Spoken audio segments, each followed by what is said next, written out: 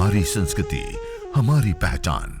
यज्ञ, योग, आयुर्वेद सदा रहे हमारे साथ। भारत के प्राचीन ग्रंथों एवं आधुनिक विज्ञान का दिव्य संगम, यज्ञ महिमा।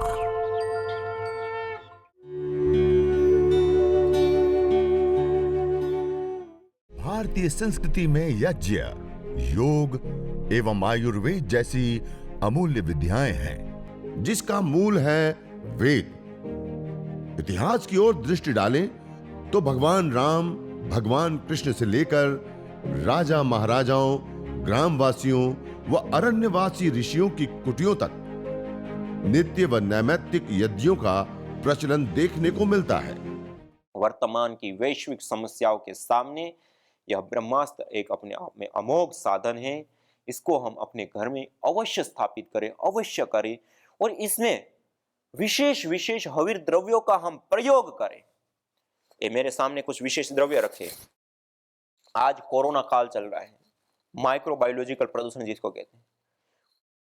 पीली सरसों, वच, काले तिल, कुटज, नारियल, मिश्री, इस प्रकार और भी बहुत सारे ऐसे द्रव्य हैं जिसके अंदर सबसे अधिक माइक्रोबायल एक्टिविटी होती है। तो आप अपने घर के अंदर प्रतिदिन यज्ञ कीजिए, और उस यज्ञ के लिए जो हवन सामग्री आप तैयार करते हैं, जो हमने तैयार की है इसे, उस हवन सामग्री के अंदर आप पीली सरसों को पर्याप्त मात्रा में मिलाएं, काले तिल को पर्याप्त मात्रा में मिलाएं, वच और कुटज मिल जाए तो उसको भी मिलाइए, मिश्री को मिलाइए, नारियल को मिला दीजिए और उससे आहुतियां दीजिए, उससे हवि दीजिए गाय के घी के साथ। और बाद में जब हवन कर लिया, अंगारे बच गए, उन अंगारों के ऊपर आप इन्हीं द्रव्यों को विशेष रूप से रखें, अंगारों के ऊपर, और उन अंगारों के ऊपर सरसों और काले तिल या फिर सरसों और गाय का घी डाल करके उसकी धुनी करें, धुआं करें, और उसको चारों ओर के वायुमंडल में फैलने दें, अपने घर में चारों ओर फैला दे। और उस धुएं से पूरा का पूरा माहौल, वायु से लेकर के वस्तुओं से लेकर के सब कुछ सैनिटाइज हो जाएगा। किसी भी प्रकार का कोरोना वायरस ही नहीं, कोई और वायरस, बैक्टीरिया, फंगस कुछ नहीं बचेगा। सब शोधन हो जाएगा और ठीक हो जाएगा, सही हो जाएगा।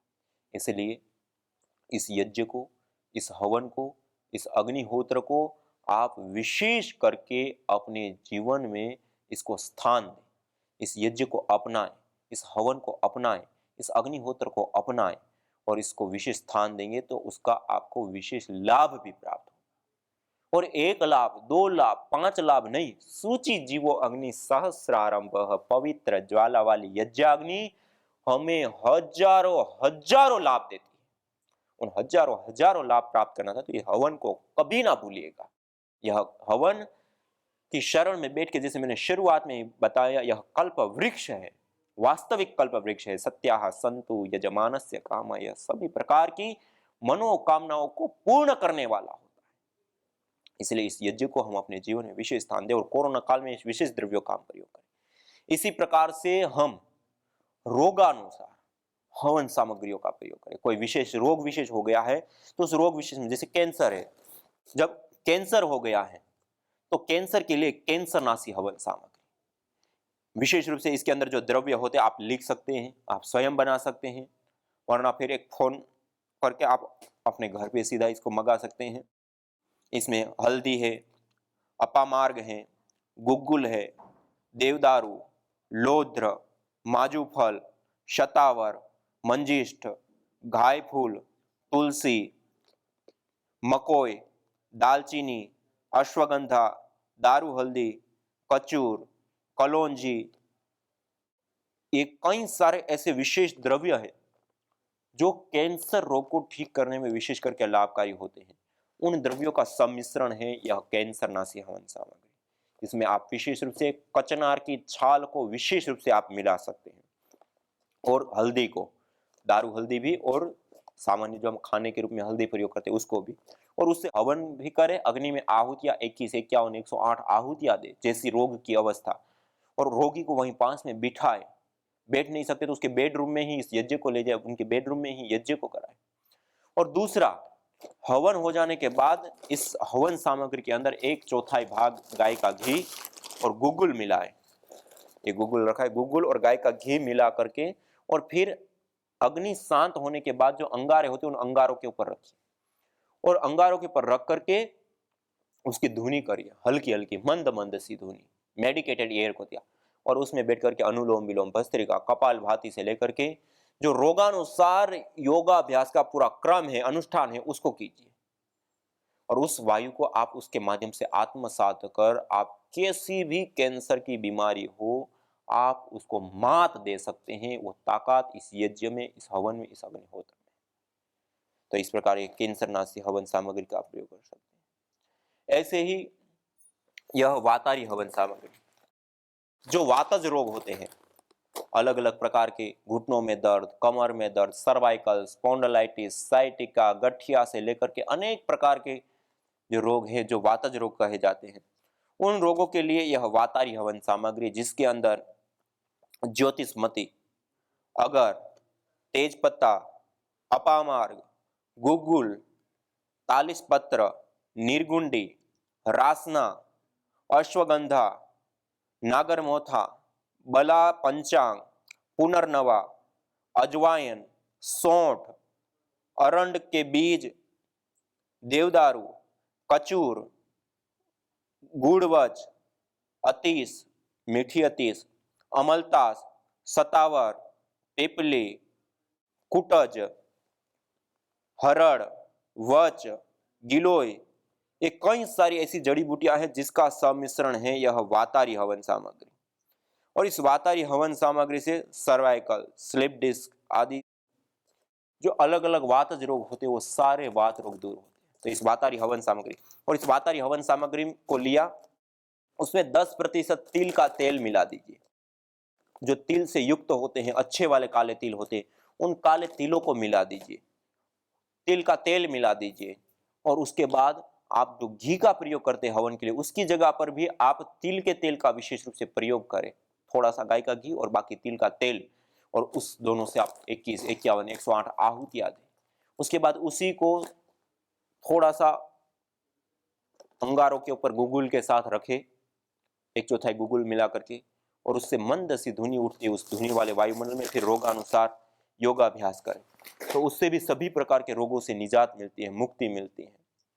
इसी प्रकार से यह गर्भधा हवन सामग्री, गर्भधा हवन सामग्री चाहे माताओं में या पुरुषों में धातु की क्षीणता, धातुओं को पोषित करना चाहते हैं, या मूत्र संस्थान से संबंधित जो अलग अलग प्रकार के रोग होते हैं, जो अलग अलग प्रकार के माताओं बहनों से और पुरुषों से संबंधित जो यौन रोग होते हैं, उन रोगों को दूर करने के साथ, धातुओं का पोषण के साथ, जिनको निसंतानता आदि की समस्या होती है, उनके लिए विशेष करके लाभकारी होती है। तो ये गर्भधा हवन सामग्री में पुत्र जीवक, नागकेशर, कायफल, सरपुंखा, जटामासी, वच, अनंतमूल, मिश्री, अपामार्ग, तुलसी के बीज या तुलसी का पंचांग आदि का प्रयोग करके उसके सम्मिश्रण से तैयार करते हैं यह गर्भधा हवन सामग्री, उसका आप प्रयोग लें। इसी प्रकार यह मेरे पास रखी है मेध्य हवन सामग्री। यह मेध्य हवन सामग्री जो मस्तिष्क से संबंधित रोग होते हैं, जो अलग अलग प्रकार की स्मृति दौर्बल्यता, मस्तिष्क के पोषण, तनाव, सिरोवेदना, सिर में भारीपन रहना, दर्द रहना, भय, अनिद्रा आदि, जिसको फोबिया आदि भी बोलते हैं, और भी इस प्रकार के जितने भी मस्तिष्क संबंधी रोग होते हैं, उन रोगों में यह मेध्य हवन सामग्री विशेष करके लाभकारी होती हैं। और इस मेध्य सामग्री के अंदर ज्योतिषमती, शंखपुष्पी, ब्राह्मी, अश्वगंधा, गिलोय, अपामार्ग, वायविडंग, घुड़वच, उस्ते खद्दूस, पुष्करमूल, जिसको कुष्ठ, कुठ के नाम से भी जानते हैं, ये कुछ ऐसे विशेष द्रव्य हैं। उन द्रव्यों का सम्मिश्रण करके यह मेध्य हवन सामग्री तैयार की है। इसका हम प्रयोग करें मस्तिष्क संबंधी रोगों के लिए। आप स्वयं अपने घर में इन औषधीय द्रव्यों को ला करके आप उससे हवन कर सकते हैं।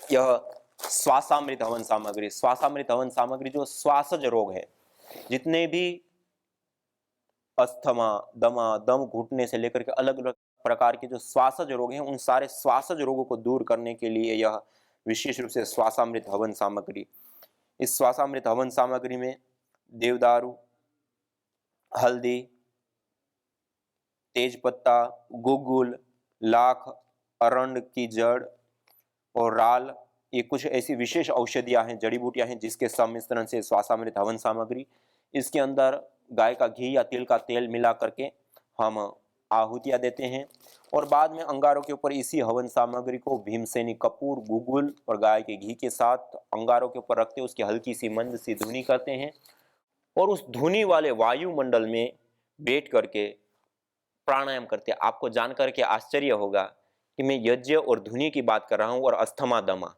मॉडर्न मेडिकल साइंस क्या कहता है कि धुआं, पार्टिकल ये बढ़ने पर अस्थमा दमा हो जाता है और उसको उसमें आने पर अटैक पड़ जाते हैं। और हमने देखा जिनको यह यज्ञ कराया, हवन कराया और जिनको इस प्रकार की मेडिसिनल धुनी दी, उनका अस्थमा दमा ठीक हो गया और आज इतने सैकड़ों सैकड़ों लोग हैं जिन्होंने यज्ञ को अपनाया, हवन को अपनाया और अस्थमा दमा की प्रॉब्लम से निजात पाया। और हमारे प्राचीन आयुर्वेद ग्रंथों में भी विशेष करके इन बातों का विशेष रूप से जिक्र है। जैसे जौ है, जौ को आप अंगारों के ऊपर डाल के उसकी धुनी करें तब भी अस्थमा दमा में लाभ होता है। राल, साल के पेड़ के गोंद को राल बोलते हैं, उसको भी अंगारों के ऊपर डाल करके उसकी धुनी हम कर सकते हैं, वो भी लाभकारी होता है। गुगुल भी इसी प्रकार से लाभकारी होता है, गाय का घी की धुनी भी इसी प्रकार से लाभकारी है। इन सबको समान मात्रा में मिला करके अंगारों के ऊपर डाल करके उसकी धुनी करना, ये भी अस्थमा दमा या श्वास रोगियों के लिए बहुत अद्भुत लाभकारी होती है। तो ये हवन सामग्री, श्वासामृत हवन सामग्री के बारे में बताया।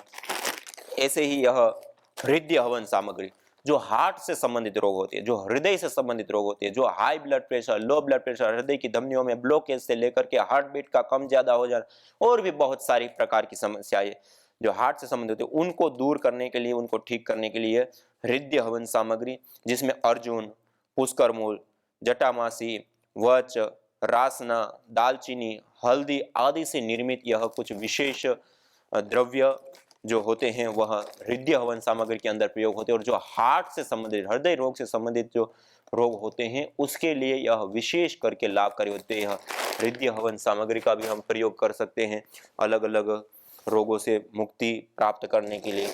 ऐसे ही यह मधुमुक्ता हवन सामग्री, यह डायबिटीज के लिए, जो अलग अलग प्रकार के रोगों के लिए अलग अलग हवन सामग्री, इसी प्रकार यह मधुमुक्ता डायबिटीज को ठीक करने के लिए, जिसमें गुड़मार है, नीम है, कालमेघ है, मेथी है, दालचीनी, अश्वगंधा, नील, हरड़ छोटी वाली, गिलोय, बहेड़ा, हल्दी, चिरायता, जामुन की गुठली, काली जीरी, कचूर, वासा, कुटज, ये कई सारी ऐसी कुछ विशेष जड़ी बूटियां हैं जो डायबिटीज को ठीक करने वाली होती हैं।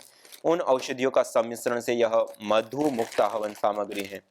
इसी प्रकार यह वच, प्योर वच, ये जो आप देख रहे हैं एक पेड़ की जड़ होती है वच, उसी वच को कूट करके हमने थोड़ा सा चूर्ण सा बना करके इसमें, यह वच हमारे प्राचीन ग्रंथों में वच की धुनी, जिसको उन्माद है, भूतोन्माद है, पागलपन हो गया, उनको इसकी धुनी दे, इसको खिलाए भी।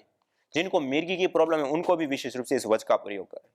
इसी प्रकार से जिनको मस्तिष्क से संबंधित रोग है वो भी अपनी मेध्य या ज्योतिषमती आदि हवन सामग्री के साथ उसको मिला करके विशेष रूप से हवन करें, उससे भी उसमें निजात मिलती है। इस प्रकार अलग अलग प्रकार के कई सारे जो रोग होते हैं उन रोगों से निजात और मुक्ति पाने के लिए यह हवन सामग्री विशेष करके लाभकारी होती है। इसलिए यह वच का प्रयोग भी आप विशेष रूप से कर सकते हैं मस्तिष्क पोषण, भूतोन्माद आदि से मुक्ति पाने के लिए यह वच।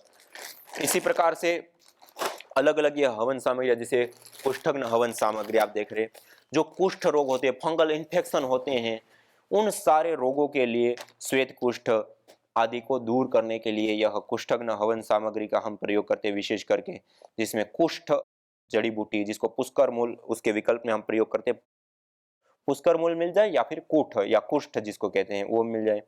इसी प्रकार ज्योतिषमती और अगर, तेजपत्ता, गुगुल, तुलसी, एक कुछ ऐसी विशेष जड़ी बूटियां हैं जिसके सम्मिश्रण से एक कुष्ठग्न हवन सामग्री बनती है। गाय के घी के साथ इसको अंगारों के ऊपर डालकर इसकी धुनी लेने पर देने पर भयंकर से भयंकर जो फंगल इन्फेक्शन होते हैं वो भी ठीक हो जाते हैं कुष्ठग्न हवन सामग्री से। ऐसे ही यह श्वेत चंदन आप देख रहे हैं, ये श्वेत चंदन का प्योर श्वेत चंदन है। श्वेत चंदन विशेष करके जिनको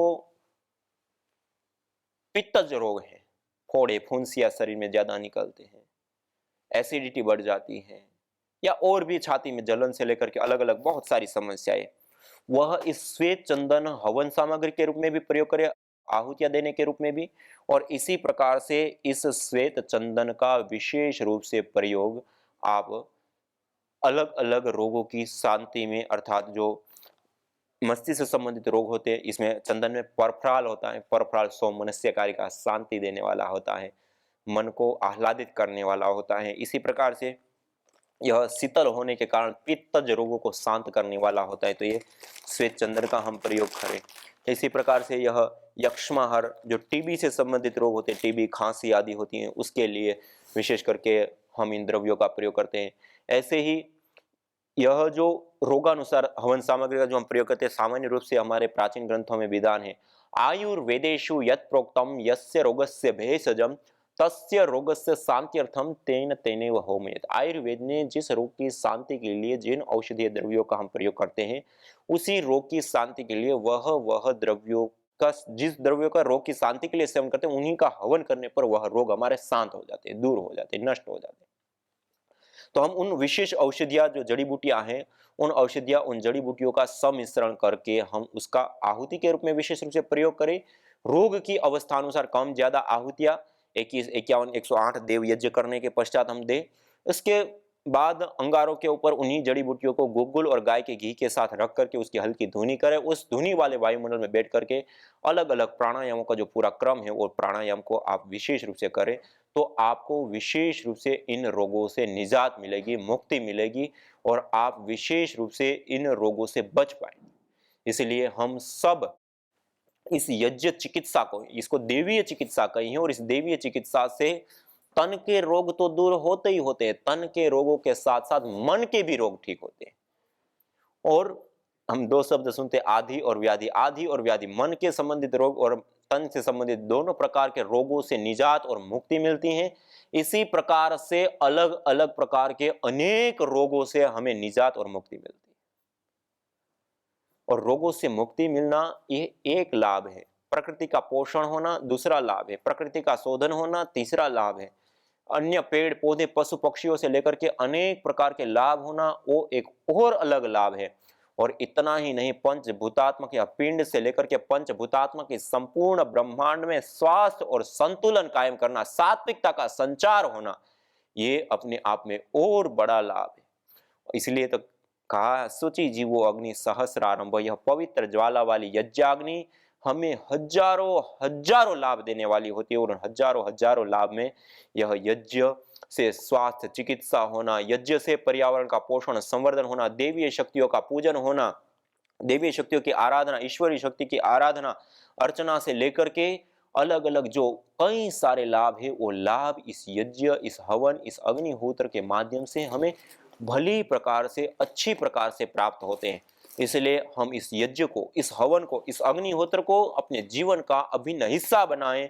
और आज वर्तमान की जो पूरे विश्व की ज्वलंत समस्याएं बनी हुई है, वायु प्रदूषण, ग्लोबल वार्मिंग, ओजोन परत का क्षरण से लेकर के अनेक प्रकार की जो समस्याएं हैं, उन समस्याओं का समाधान है।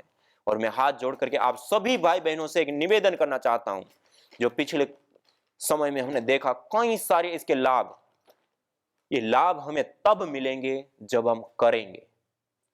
आप सभी से मैं करबद्ध निवेदन करना, हमारे शास्त्रों में जहां एक और विशेष बातें बताई, वहीं साइंटिफिक रिसर्च अनुसंधानों से भी यह बातें प्रूव होती हैं। तो इस यज्ञ को, इस हवन को, इस अग्निहोत्र को हम प्रतिदिन अवश्य करेंगे। तो संतान भी नहीं, और संतान भी होती है तो मिसकैरेज हो जाता है, 5 महीने, 3 महीने, 4 महीने, तो उस तरह से वो बहुत दुखी हो। तो ऐसा लगा कि अभी संतान नहीं होगी। तो बताया, तो मैं बेटी निराश मत हो, तुम एक काम करो, हवन में आया करो दिन। वो हवन में आती रही, और आती रही। उसके बाद में फिर एक बार बोले मेरे घर पे भी थोड़ा हवन मेरे को करवाना है, मेरी माता जी आई हैं। तो हम चलो, हमारी महिला मंडल है, मधु बहन और ये सब जो जितने थे ये अपना ठक्कर माता जी वगैरह थी, तब उनके घर पे गए, हवन किया। उस दिन से फिर इसने भी हवन शुरू कर दिया। और ये जो है उसके बाद में दूसरे महीने में जो प्रेगनेंसी रही और वो उसके बाद हमारे पास आती है, उसका नाम रखा। फिर बच्ची पैदा होने के बाद स्वस्थ हो, एकदम स्वस्थ पैदा हुई। उसके बाद कोई मिसकैरेज नहीं हुआ और स्वस्थ रह करके उसका नाम रखा अदिति। अदिति रखा, अदिति। तो अदिति वो भी बड़ी, जब उसके बाद में जब आई तो हवन में गूंजती थी। हवन होता था तो बड़ी झूमती थी, बोला हवन होता है तो ऐसे करती रहती थी। तो संस्कार यज्ञ के संस्कार। अभी भी एक बच्चा आता है, वो भी यज्ञ में ऐसा ही हुआ, तो अभी यज्ञ में खूब जो है झूमता है। तो छोटा है लेकिन यज्ञ जब होता है सुनता है मंत्रों को। जब गर्भावस्था में भी सुनती रही मंत्र, तो यहाँ पे भी वही मंत्र सुने जा रहे बाहर में आके, और वो जो है एकाग्र हो जाता है। सब बच्चों की तरह उसको देखो एकाग्र हो जाएगा। तो ये प्रभाव पड़ता है। और आज ऐसा ही केस नहीं, एक ही केस नहीं, हमारे सामने बहुत सारे केस, 20-25 केस ऐसे हुए जिनके हार्मोन्स जो है बैलेंस नहीं रहते थे, हार्मोन्स भी बैलेंस हो गए। फिर यहाँ आने के 4-5 महीने बाद ही फिर मैं प्रेग्नेंट हुई और उसके बाद यज्ञ में आती रही। फिर उसके बाद कोई दवा वगैरह भी नहीं लेना पड़ा और अच्छी तरह से फिर डिलीवरी हो गई। बच्ची भी बहुत अच्छी, संस्कार भी उसके बहुत अच्छे। हमारे बीच में है अभी आ रही हैं तारा बहन। तारा बहन ये अब सीधी चल रही है ना, नमस्ते। ये सीधी नहीं चलती थी, ये टेढ़ी चलती थी और उनको आने में 20 मिनट लगती थी। यहाँ तक हमारे यहाँ सेंटर से आने में 20 मिनट, धीरे धीरे धीरे धीरे धीरे धीरे चलती थी। और अर्थराइटिस की प्रॉब्लम थी, कोई मेडिसिन नहीं, केवल यज्ञ के द्वारा इसको तारा बहन को लाभ हुआ है। वो चमत्कार लाभ है, वो अपना अनुभव शेयर करेंगी। आर्थराइटिस की मेरी बीमारी थी, मैं आ नहीं सकती थी, मैं चल नहीं सकती थी, मैं दिन रात रोती थी। मैं पार्क में झूले पे जाती थी तो झूले पे सिर्फ जाके बैठती थी और बैठने के बाद जब उठती थी तो मैं गिर जाती थी। वहाँ सैकड़ों आदमी देखते थे, मुझे इतना शर्म आता था। मेरी उम्र नहीं है कि मैं लड़खड़ा के गिर जाऊँ। यज्ञ में मैं बैठती थी, तीसरे दिन से मुझे आराम आने लगा। इसके लिए मैं तो यज्ञ का सर्वथा ही आभारी हूँ और यज्ञ से जो लाभ मिलता है उसका हमें सुखद अनुभव है कि मेरा घुटने का जो दर्द था वो चला गया, मेरा जो लंगड़ापन था वो चला गया, जो मेरे आँख में मोतियाबिंद है अभी 8-9 साल से होते हुए भी मुझे यहाँ आने से कोई प्रॉब्लम नहीं। यज्ञ भारतीय संस्कृति की मुकुट मणि है, प्रतीक है, मूल है। मानव जीवन के हर पहलू के साथ यज्ञ जुड़ा हुआ है, चाहे वह संस्कार, चाहे पूजा पाठ या फिर पर्व से लेकर हर शुभ अशुभ अवसरों में भी यज्ञ करने की सार्वभौमिक, वैज्ञानिक एवं पंथ निरपेक्ष पावनी परंपरा रही है। आइए हम संकल्प लें, संसार के श्रेष्ठतम कर्म यज्ञ को अपनाएं। पिंड और ब्रह्मांड में संतुलन कायम करने वाले यज्ञ को अपने जीवन का अभिन्न अंग बनाएं एवं प्रकृति मां के प्रति अपने ऋणों को अदा करें। विश्व स्वास्थ्य का एक नारा, यज्ञ से होगा जग उजियारा।